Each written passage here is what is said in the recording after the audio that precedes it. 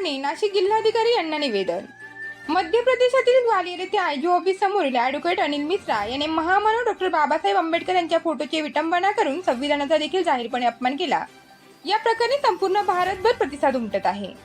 या प्रकरणाचा निषेध म्हणून तथागत आंबेडकरी विचारक संघ महाराष्ट्र राज्य, अखिल भारतीय मराठा महासंघ व जागतिक मानवाधिकार सुरक्षा फेडरेशन यांच्या वतीने नाशिक जिल्हाधिकारी कार्यालयासमोर तीव्र निषेध करण्यात आला.